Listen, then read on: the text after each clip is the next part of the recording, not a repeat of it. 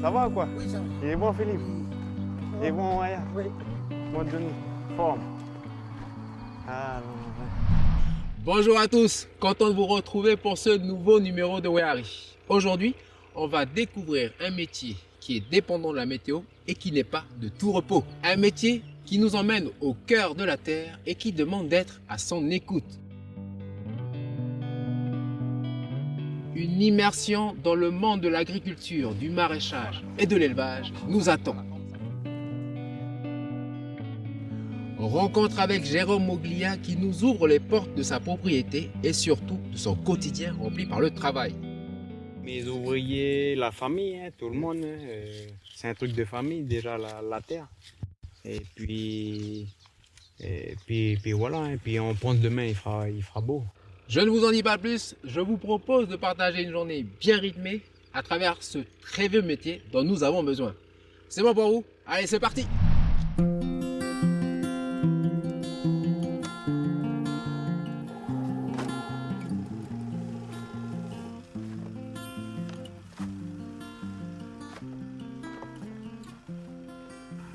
Bon, on a raté un peu le carré là, il a attrapé une maladie, on n'a pas pu le sauver. Une maladie du... c'est quoi? C'est un chancre gommeux la maladie, c'est un chancre gommeux, c'est un champignon qui se développe à 30 degrés. D'accord. Et vu que je suis dans un bas-fond fermé, j'ai pas pu arrêter la maladie. Rien, parce que bon, on n'a plus de bons produits phyto, hein, enfin des produits costauds, j'ai pas pu arrêter.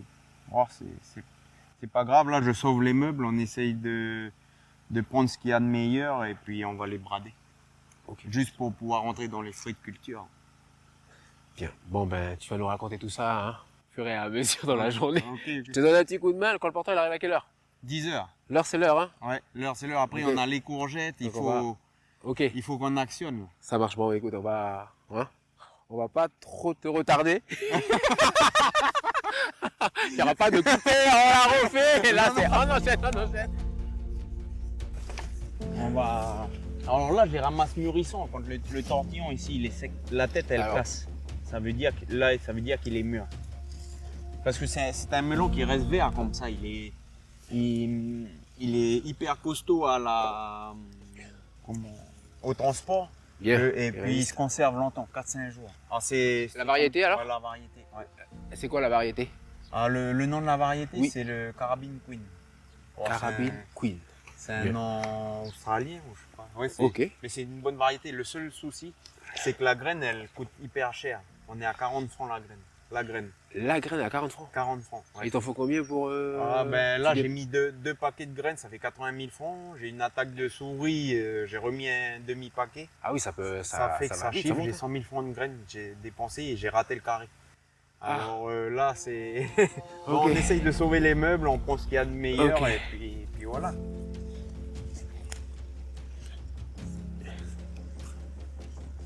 Et la terre, ça va? Ça pousse bien? Ou t'as Oui, t'as ça besoin va. de l'enrichir ou sinon... Oui, bon, on apporte, hein. Alors, j'apporte des engrais, ça c'est dans le conventionnel. Alors j'apporte des engrais chimiques et du bio.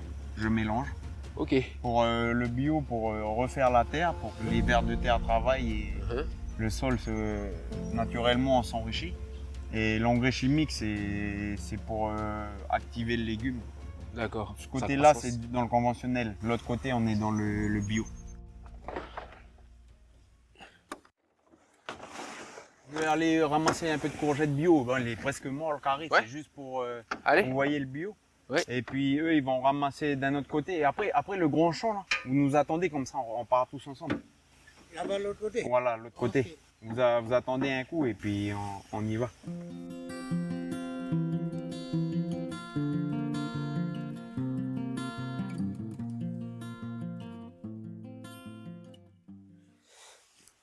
Bon, allez.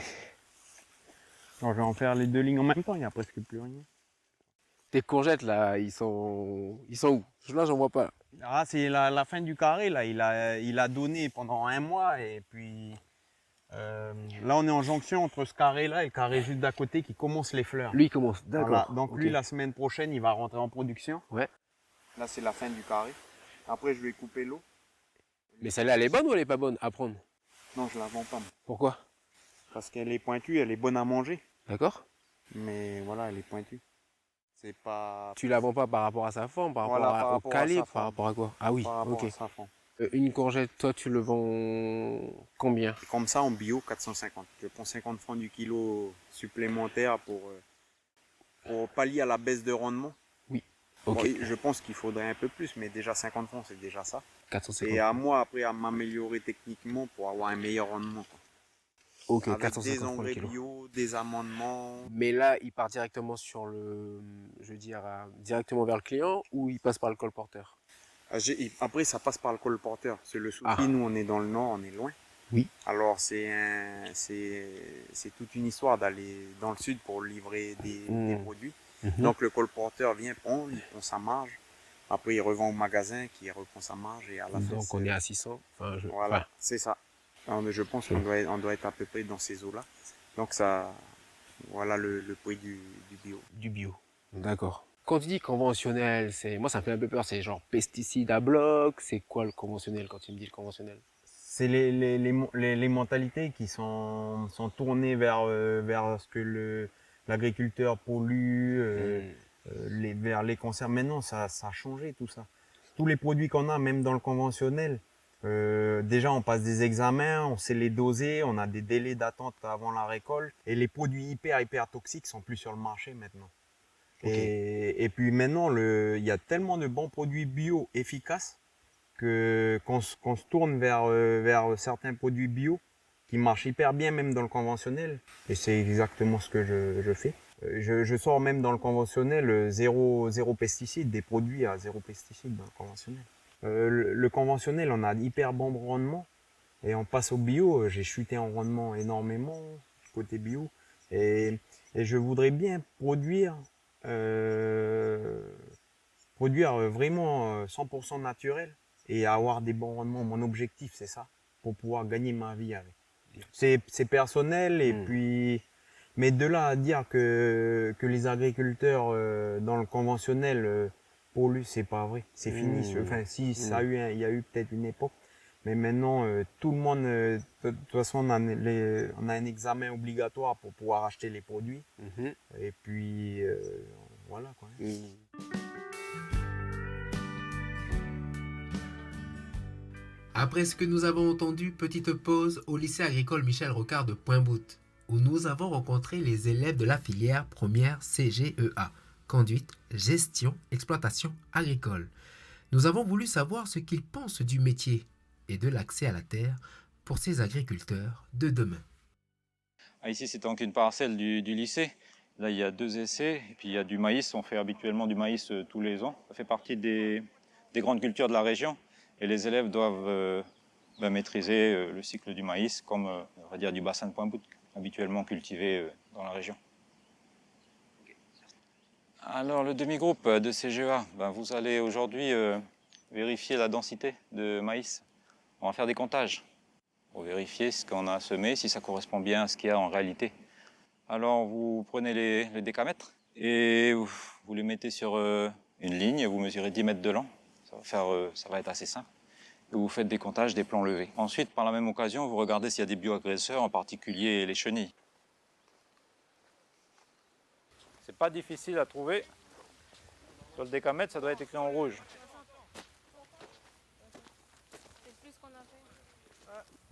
Il y a des bêtes dedans. Il y a plein de des bêtes, petites c'est oranges. attaqué. Et puis... Ils attaquent le maïs. C'est plus attaqué sur le haut que sur le bas. Parce que là, ceux-là, ils sont jolis, ceux-là. La terre, elle est moins bonne là-haut aussi. Ouais. On avait vu ça déjà dans nos cours, dans nos TP et tout ça. Il est important pour vous de venir voir, de venir toucher la Mais c'est terre. mieux. Ah oui, c'est Ah, mieux, c'est comme mieux. ça, moi, on apprend mieux. Quand on est venu dans cette branche, je en demande que ça en fait. Si on pourrait être tous les jours là-dedans, ce serait nickel. Toujours à l'extérieur. Ah oui, Toujours que extérieur. l'extérieur. Tout le temps être dehors, de toute façon les profs ils voient. Hein.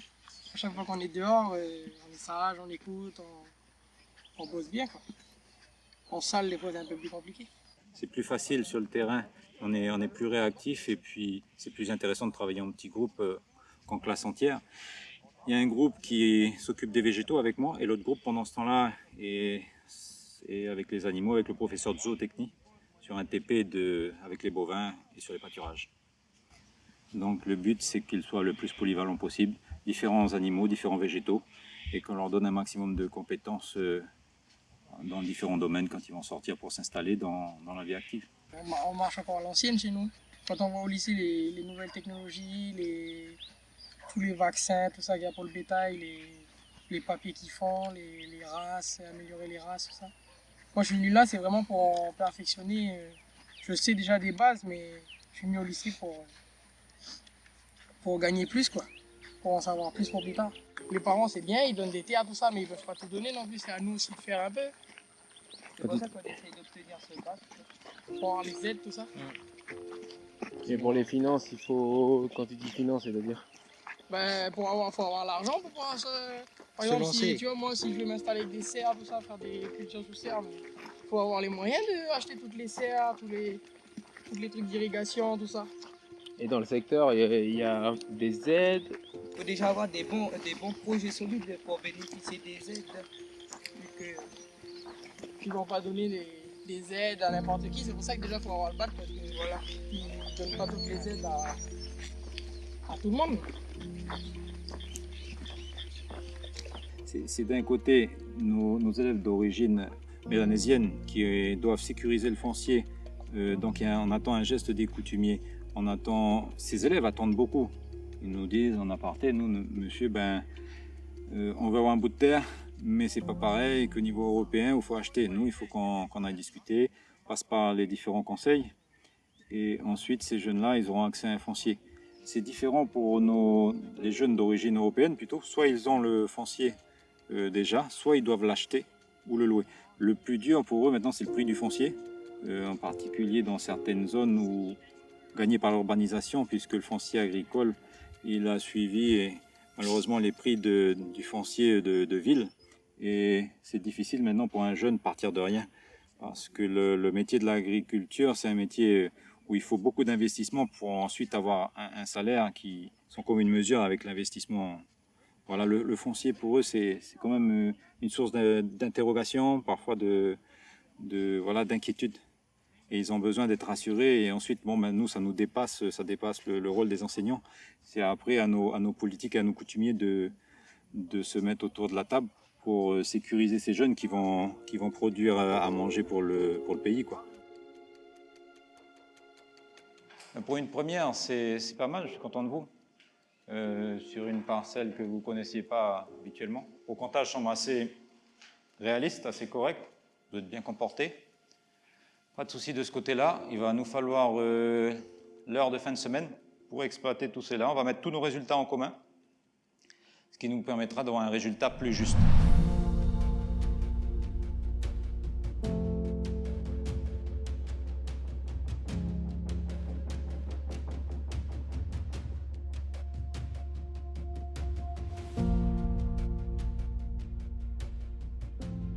Une autre facette du métier d'agriculteur, c'est aussi l'élevage. Nadine, la femme de Jérôme, est chargée de la reproduction des porcs, un travail tout aussi rythmé. Alors là, comme tous les jeudis, en fait, on va sevrer.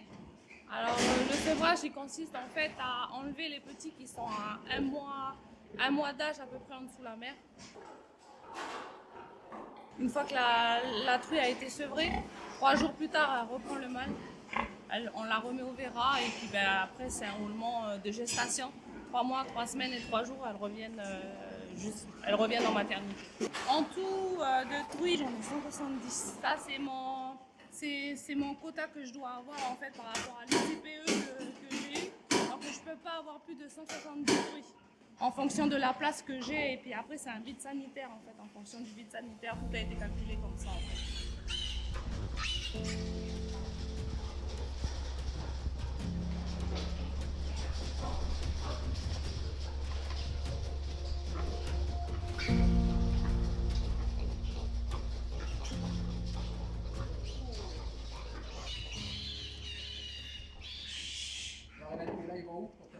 Alors il va au poste sevrage en fait, un autre bâtiment que le poste sevrage qui est en haut en fait. Voilà, jusqu'à 2 mois d'âge. Oui. Et ensuite ils sont soit on les met à l'engraissement, donc je les engraisse pour l'OCEF, ou soit je les envoie en fait chez différents éleveurs. Donc j'en ai 3 en fait qui me prennent des porcelets. Voilà.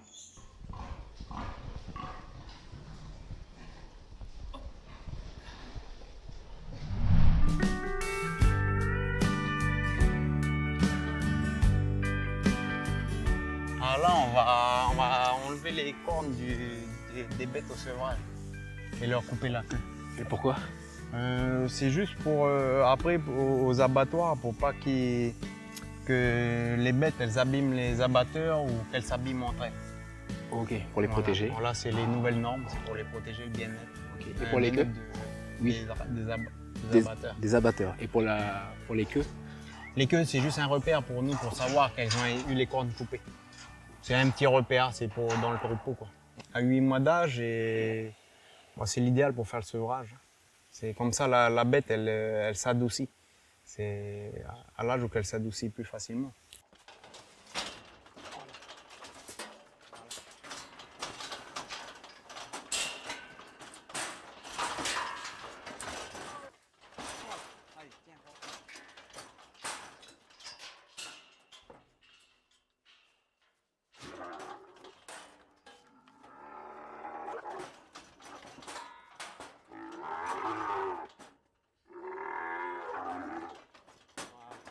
Ouais. Maraîcher, éleveur aussi en même temps. Tu joues dans les deux sphères. Pour le côté élevage, c'est papa, Ouais, voilà. famille. Ouais, c'est avec le vieux, hein. C'est depuis des générations dans l'élevage. C'est un plaisir. C'est Ok. un plaisir. Et puis, même pour toute notre équipe, hein. Un coup les champs on change, c'est jamais monotone. C'est varié. Et là, je vois que tu es entouré aussi d'une génération. Ouais. Et... Bah, il faut, hein. C'est eux la relève après. Ok. Donc, sa transmission. Voilà, c'est ça. Il faut transmettre. Il faut qu'ils aiment ça. Oui. C'est la base de la transmission. C'est au sevrage. Maintenant, je crois qu'il y a un colporteur qui doit arriver. Ouais. Donc, Il faut qu'on attaque il nous manque encore une petite commande de tarot. Oui. Et puis, go, on y va. Ok. Allez.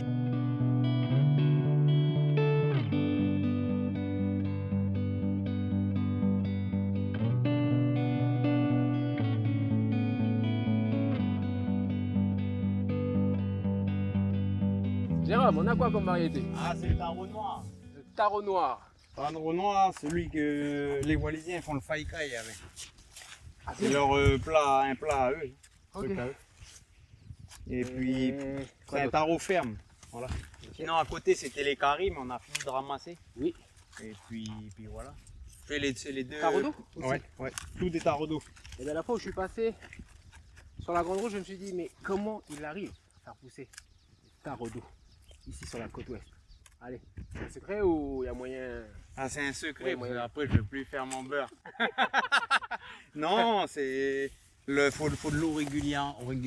Le tarot, c'est le tarot d'eau. Oui. Il a besoin de l'eau régulière. Il Oui. faut toujours de l'eau, mais il faut quand même que le terrain draine. Plus il est drainant, plus tu as des beaux tarots. Donc il faut de l'eau, mais il faut que l'eau elle parte.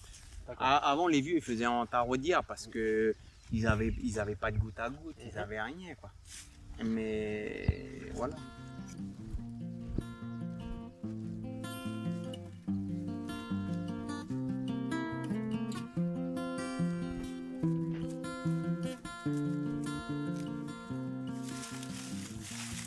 Et Jérôme, tous ces tarots, ils sont pour qui? Ah ça là on a un sac pour un particulier. Quelqu'un qui a besoin de tarot pour une coutume. Donc toi, tu fais aussi le circuit court, les circuits courts. Oui voilà. Celui qui a besoin. Tu peux venir chez toi et puis demander Voilà. directement. Voilà. Tu peux demander directement. On essaye de satisfaire tout le monde. Et puis voilà. Je crois qu'on est maraîcher, mais on fait aussi en fonction du temps. Il y a Oui. un temps qui... quand il fait gris, quand il y a un coup de vent, c'est pas Ah. tous les jours rose. Oui, voilà. Des mauvais temps, on perd tout, on perd une partie de la culture ou un pourcentage de la culture. Et puis c'est pour ça qu'on se diversifie. Si on perd d'un côté, on essaye de se rattraper de l'autre. Et puis voilà. Le tarot, c'est long, 9 mois. 9 mois de culture. La paye, c'est dans 9 mois. Donc avant ça, il faut avoir d'autres produits à faire pour, pour faire tourner la baraque. Quand les coups durs ils arrivent, toi, qu'est-ce qui te permet de rester debout pour continuer? Ah, le mental en culture ramasse. Et des fois c'est hyper bien quand on produit, on fait des bons coups, puis des fois on a des coups de misère. Et puis je pense que on a une bonne équipe pour travailler. C'est l'équipe là qui nous fait tenir, on travaille et puis Tu parles d'équipe, c'est ton équipe là à l'heure actuelle. Voilà, mes ouvriers, la famille, hein, tout le monde. C'est un truc de famille déjà la terre. Et puis voilà, et puis on pense demain il fera beau. Aujourd'hui ça va pas, demain ça sera meilleur.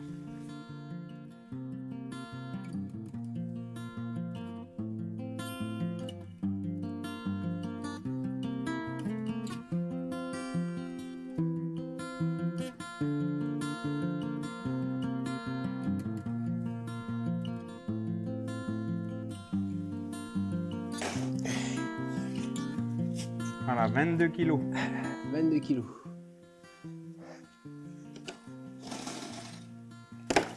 Oui. Le melon là, il se décalote à la tête.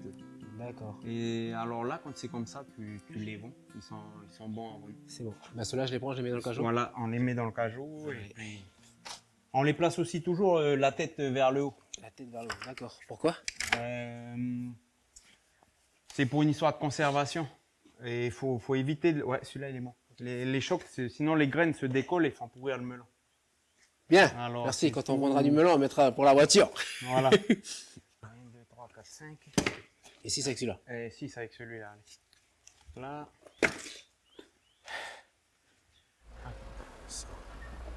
Résultat.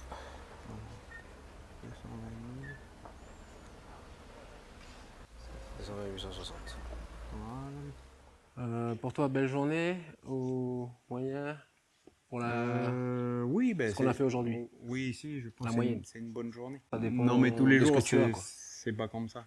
Ah C'est oui. une fois la semaine. Voilà, on est d'accord. Voilà. On a Non. on voit la semaine. Puis là, on voit les recettes, mais il y a les dépenses aussi. Voilà. Ah, surtout. Voilà. Quand parlons des dépenses, quand tu me parles des dépenses, c'est-à-dire?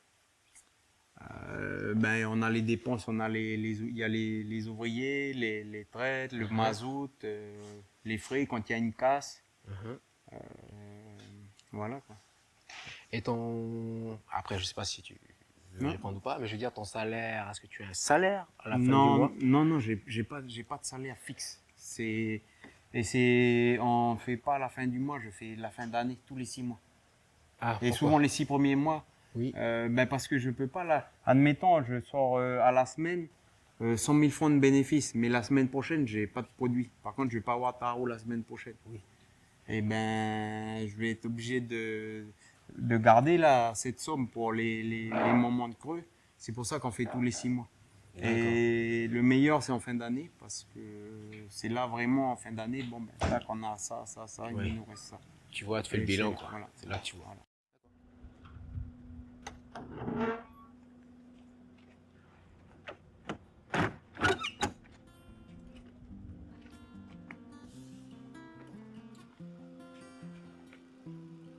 Ça y est, Jérôme. Ça y C'est est, bon pour toi? ça y est, c'est bon. C'est une journée comme tous les jours. Ah, une journée comme tous les jours. Voilà. D'accord. Bien. Bon, tu sais, on n'est pas encore prêts, nous, à rentrer. On n'est pas encore prêts, je peux te dire. Hein. Donc, peut-être qu'on passera un peu plus de temps ensemble sur la caméra pour commencer doucement à rentrer dans le bain. Parce qu'on va découvrir, en fait. Voilà. Merci. Merci beaucoup. On arrive à la fin de notre émission. Merci beaucoup déjà de voir les portes. Parce que je pense que c'est pas tous les jours que tu vois des hommes venir. Ouais. Peut-être qu'on t'a gêné un peu, je sais pas, Non, si on t'a ralenti un peu. Non, c'est moi qui vous remercie. Hein. Comme ça, vous avez vu tous les jours ce qu'on fait. Et puis, c'est impeccable. On est content. Voilà, moi, ce que je retiens de cette journée, c'est respect et puis bon courage aussi. Olé. Merci beaucoup. Merci. Il est bon. Allez. Quant à nous, on se dit à bientôt pour un prochain numéro. Et puis, cette journée, j'espère que vous l'avez appréciée comme nous. Et puis, encore merci, Jérôme. Ah, merci. Allez,